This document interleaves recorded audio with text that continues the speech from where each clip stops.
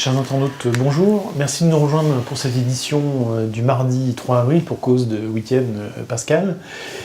Mais pendant ce temps, l'actualité, évidemment, on n'attend pas. Et pour commenter l'actualité du secteur informatique et télécom, je suis, comme chaque semaine, en compagnie de notre rédacteur en chef, Guy Hervier. Bonjour Guy. Bonjour Jean-François. Alors Guy, la semaine dernière c'était une spéciale sécurité, cette semaine c'est plutôt spéciale intelligence artificielle, puisqu'il y avait pas mal d'actualités sur le sujet.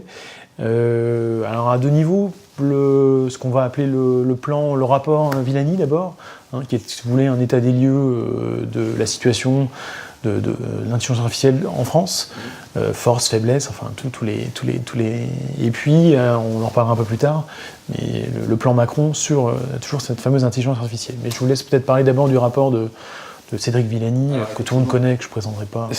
Tout le monde connaît maintenant Cédric Villani, donc, puisque il a été lauréat de la médaille Fields, qui est l'équivalent du prix Nobel pour les mathématiques, et qui depuis peu est député de la République En Marche. Et donc, je dirais, c'est à ce double titre qu'il a été missionné par le Premier ministre pour rédiger ce rapport qui a été fait. Alors il a détaillé un peu le nombre d'auditions, le nombre de voyages et tout, et c'est quand même assez impressionnant. Alors vous disiez c'est un constat, c'est à la fois un constat et puis évidemment des préconisations. Alors le premier constat, c'est le fait que la France n'est pas dans le top 5 des nations de l'intelligence artificielle. Alors qui est-ce qu'il y a dans ce top 5 ? Alors je ne sais pas très bien d'ailleurs comment on fait. Oui, c'est quoi 5, parce qu'il n'y a pas une Coupe du Monde avec nombre de buts marqués, mais enfin bon, c'est une appréciation. Dans le top 5, il y a les États-Unis et la Chine, qui sont il les baptise d'ailleurs les deux mastodontes. Et puis derrière, il y a trois nations qui se distinguent. Il y a Israël, le Royaume-Uni et le Canada, dans un ordre aléatoire. Et donc on n'est pas dans ce top 5, et alors si on lui demande mais on est où, il dit après les classements sont beaucoup plus difficiles et flous, et donc on est quand même bien après. Donc bien après, ça veut dire... On n'est pas en première division. Avec des forces qui sont nos chercheurs, nos instituts de formation, et puis des faiblesses qui sont les investissements, les entreprises, etc. Alors, donc ça c'est le constat. Après, il y a, je dirais, un constat général qui finalement n'est pas lié à l'intelligence artificielle. Il y a deux points. Il y a le fait qu'on a du mal, on le disait, on a un très bon niveau en termes de niveau de formation et de nombre d'ingénieurs, de compétences, et de chercheurs, donc de compétences. Donc ça, on en parlera après. Et on a du mal à traduire ça pour ce qu'il appelle la mise en œuvre. En donc business, ça, c'est pas lié à l'intelligence artificielle. Et le deuxième constat, et d'ailleurs là il disait ce qui était beaucoup plus... oui, alors enfin c'est pas le terme qu'il a utilisé, mais un terme assez un peu émotionnel. Il disait c'est la fuite des cerveaux, et ça c'est pas nouveau non plus. Et là en l'occurrence, je pense que peut-être l'exemple emblématique c'est Yann Lequin qui est parti chez Facebook. Effectivement, si on faisait la différence, enfin le rapport entre le salaire qu'il a chez Facebook, que je ne connais pas, mais qu'on peut imaginer, et le salaire d'un directeur de recherche au CNRS, je pense qu'il y a pas photo.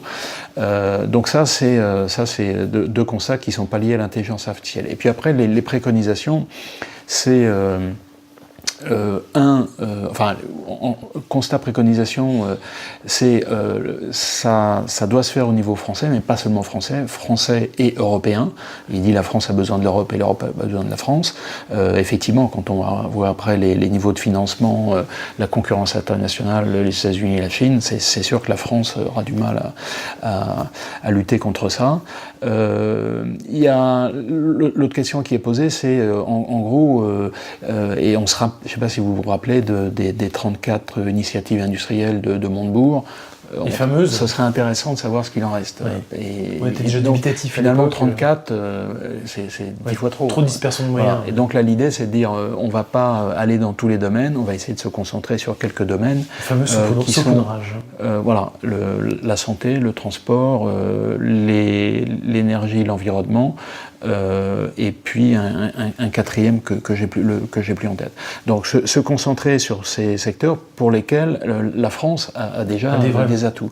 Et il y a un point très important donc, qui a été développé par Cédric Villani et par Emmanuel Macron, qui est que finalement l'intelligence artificielle, enfin le pétrole de l'intelligence artificielle, c'est la donnée. Et donc là, il y a évidemment beaucoup de choses à faire. Alors tout le monde se loue de la GDPR, pour lequel l'Europe est quand même très en avance par rapport à ce qui se passe aux États-Unis. Donc sur la donnée, il y a beaucoup de travail à faire, et en particulier faire en sorte que les volumes de données, alors on ne parle pas des données qui sont la collecte des données quand vous allez naviguer sur Internet, et là, je veux dire, on ne pourra jamais lutter contre Google et Facebook. De ce point de vue-là, c'est impossible. En revanche, on a à disposition des données spécialisées, dans la santé par exemple, et où là, on est extrêmement bien placé. Donc il faut faire en sorte que ces données puissent être à la disposition des chercheurs. Et que toutes les réglementations pour justement cette mise à disposition, utilisation, expérimentation soient facilitées. Donc ça, c'est je dirais, le cadre général qu'a posé Cédric Villani.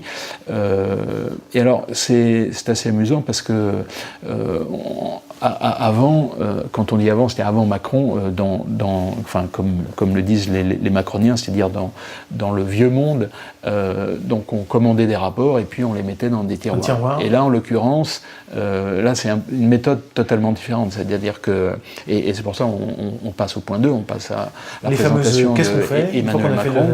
Là, en l'occurrence, c'est Macron se saisit immédiatement du rapport le jour même, et donc il a un plan qui est tout fait. Et donc dans l'introduction qui a été faite par Cédric Villani au Collège de France, il a dit, enfin c'est un peu ce qu'il a dit, que le président se saisissait immédiatement du rapport qui a été fait.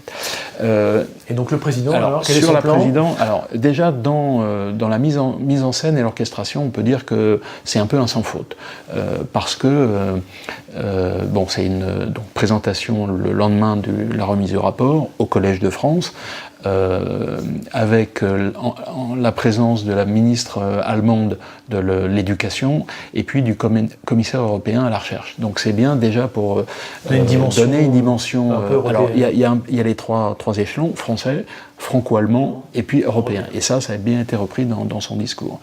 Il y a notre président philosophe qui a commencé son introduction sur la théorie des mondes possibles de Leibniz. Donc bon, c'est intellectuellement, ça positionne toujours. Voilà. Bon, je dirais que indépendamment de toute considération politique, je pense que la différence avec Emmanuel Macron avec ses prédécesseurs, c'est que quand il parle de technologie, on a l'impression qu'il comprend ce dont il est question, c'est ça. Beaucoup plus. Enfin, alors, est-ce que c'est une question de génération ou une question d'appétence mais en tout cas, de ce point de vue-là, c'est clair. Donc, bon, il y a une reprise assez générale des propositions de Cédric Villani. Et puis, il y a des annonces qui ont été faites le jour même par des entreprises dont on parlera tout à l'heure. Donc, je dirais que dans la mise en scène, c'est vraiment impeccable. Alors maintenant, rentrons dans le détail. Enfin, dans le détail, dans les quelques mesures qui sont significatives. La première, c'est la mise en place d'un écosystème en France maillé, donc d'instituts spécialisés dans l'intelligence artificielle.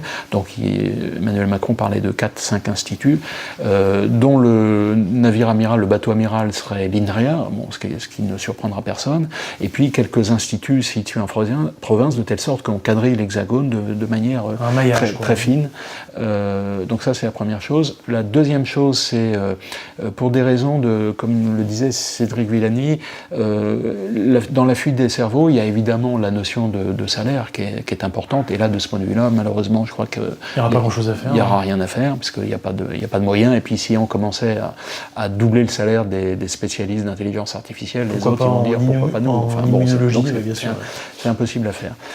En revanche, il y a en dehors, ou parallèlement au salaire, il y a les conditions de travail. Et donc les conditions de travail du chercheur, c'est en gros la flexibilité, c'est le reporting, l'administratif, je dirais la rigidité qui encadre cette recherche française, qui existe beaucoup moins à l'étranger. Et un élément important, c'est la possibilité pour un chercheur dans le public d'aller travailler dans le privé. Et là, jusqu'à présent, la limite c'était 20% de son temps, ça passe à 50% comme ça se fait par ailleurs. Donc ça va permettre, je dirais, une communication plus étroite et nécessaire entre le public et le privé. Et maintenant, évidemment, l'élément important, c'est le chiffrement, c'est-à-dire combien on met d'argent sur la table. Parce que sans ça... donc là, on est à... les chiffres avaient été cités d'ailleurs avant la présentation, on est à 1,5 milliard sur le quinquennat. D'argent public, donc 1,5 milliard, donc c'est pris, d'ailleurs une partie est prise sur les 10 milliards qui avaient été dégagés sur ce qu'on appelle les innovations de rupture, donc 1,5 milliard sur 5 ans, ça fait 300 millions par an. Donc c'est pas énorme. On verra d'ailleurs à quoi on compare. C'est pas énorme, en soi ça veut rien dire, mais c'est quand on le compare par rapport à ce que font d'autres.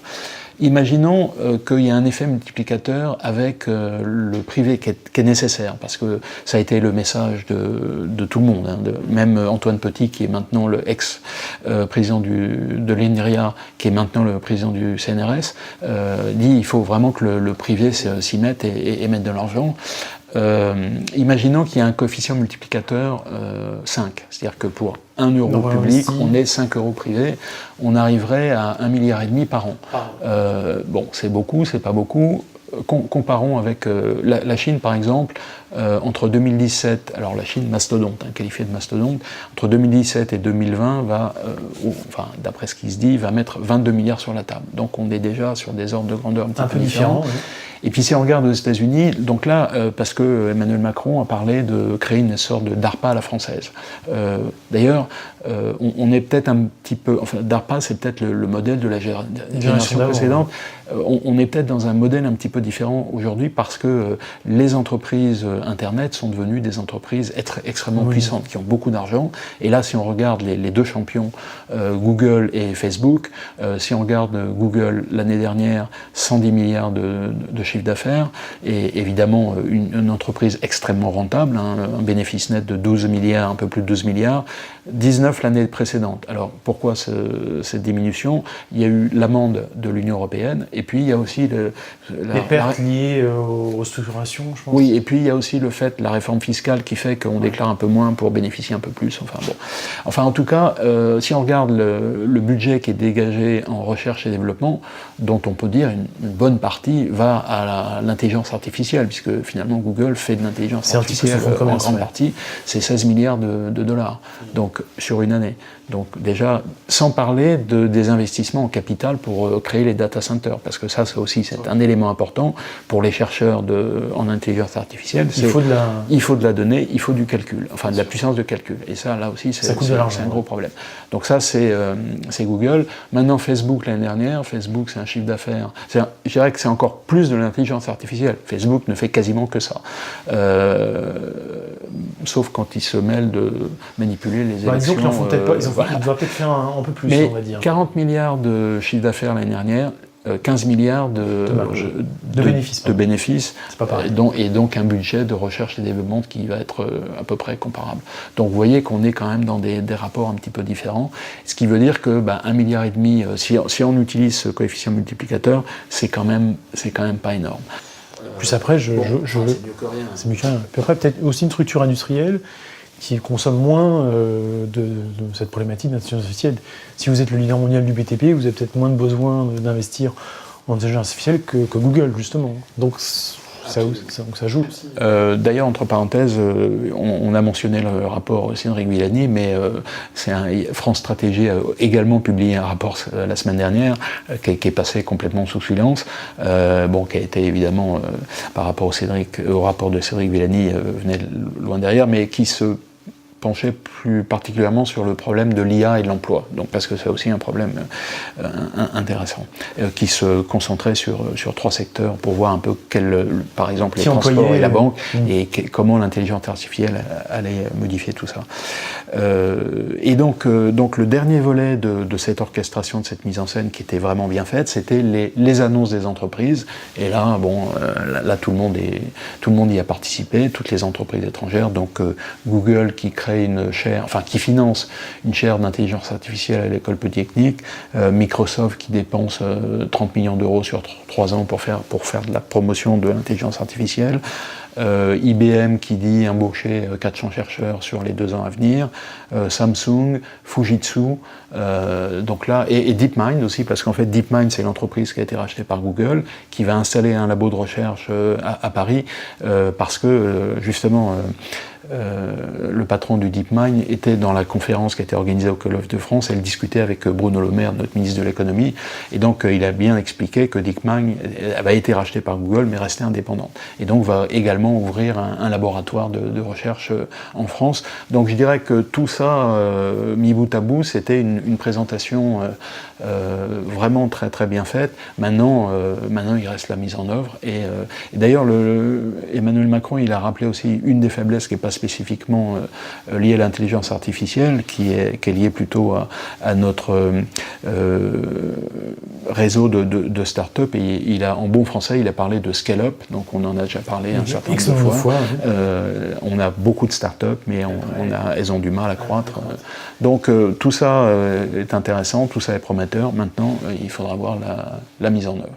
Alors, autre sujet, on a beaucoup parlé d'intelligence artificielle, on pouvait ne pas parler de sécurité. Là, c'est plutôt la vision business sur laquelle vous souhaitez revenir, qui était un rapport sur le marché de la sécurité. C'est combien de milliards de dizaines de milliards de dollars aujourd'hui, comment ça progresse. Évidemment, ça se porte plutôt bien. Ça se porte plutôt bien, mais d'un autre côté, c'est pas très rassurant. C'est pas forcément une bonne nouvelle pour nos lecteurs, qui sont... Mais pour les acteurs de la sécurité, c'est une bonne nouvelle. Alors, juste pour fixer les ordres de grandeur, on ne va pas donner des milliers de chiffres, mais en gros, c'est le cabinet IDC qui donne ces chiffres pour 2017. C'est le marché de la sécurité, donc toute activité confondue, logiciels et services, et puis éventuellement même des équipements matériels, quand c'est des appliances. Ça représente à peu près 80 milliards de dollars. 80 milliards de dollars, on le compare faut le comparer à quelque chose pour avoir un ordre de grandeur. Le marché des serveurs, l'année dernière, c'était à peu près 60 milliards de dollars. Donc, on voit quand même que c'est quelque chose d'important, et c'est un marché qui a cru et qui va continuer à croître d'après IDC jusqu'en 2022, si on peut faire des prévisions jusque-là, de 10% par an. Quand même, oui. Vous voyez, c'est quand même... Alors que le marché de l'IT en général, c'est peut-être... 2-3%. Voilà, c'est ça. Ouais. Donc, la sécurité, ça veut dire que s'il y a des jeunes lecteurs parmi nous, ils peuvent s'engager sur ce terrain-là. C'est un marché prometteur. Maintenant, quels sont les grands secteurs? Il y a les services managés, donc ça effectivement on conçoit de plus en plus, les entreprises ont envie de déléguer ce genre de choses parce qu'elles ne sont pas armées pour le faire. Après il y a tout ce qui est sécurité des équipements réseau qui vient en deuxième, et puis il y a le troisième point, c'est l'intégration, donc tout l'aspect service. Donc ça c'est les 3 éléments, et puis le secteur qui vient en premier, ça surprendra personne, ce sont les banques. Donc ça rassure un petit peu quand même. Donc voilà, un secteur très dynamique, mais qui finalement matérialise une réalité qui est que la sécurité devient, elle a toujours été, quand on regarde les classements du Gartner sur les priorités des DSI depuis 10 ans, 15 ans, c'est la sécurité, mais de plus en plus, parce que on en parle quasiment chaque semaine. Chaque semaine, il y a un problème qui apparaît sur la scène mondiale.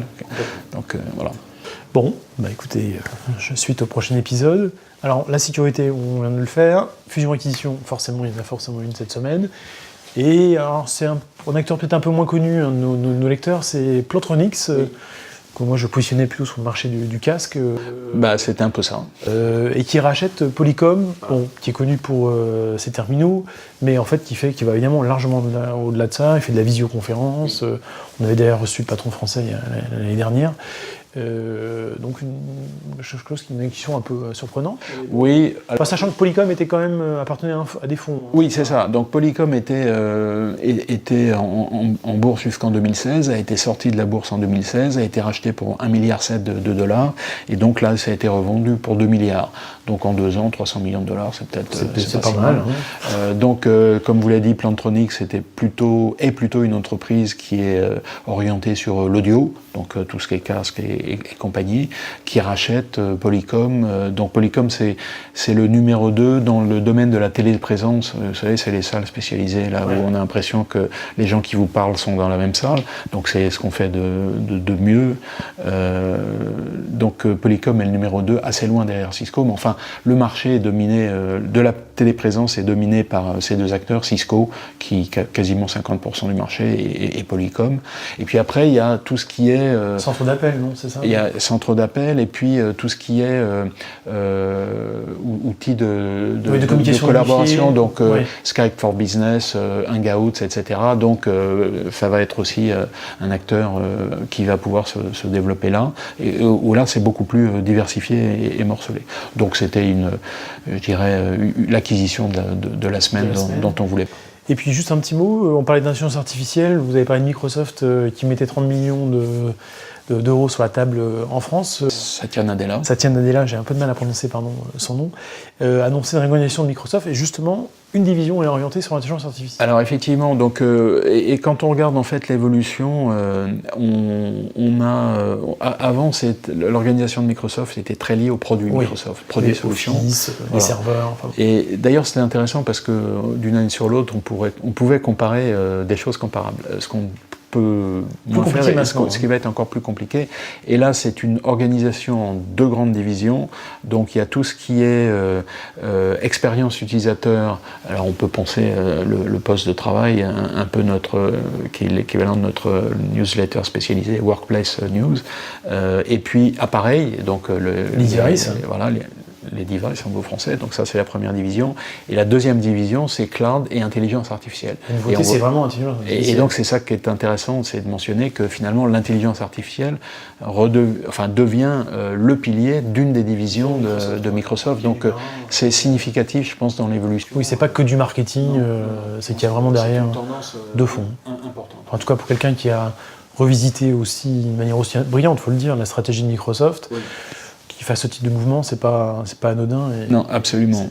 Donc ça peut à la fois conforter et puis peut-être effrayer un peu, parce que ça veut dire que Microsoft va passer la 5e pour l'intelligence artificielle, mais enfin bon, c'est significatif. Ouais.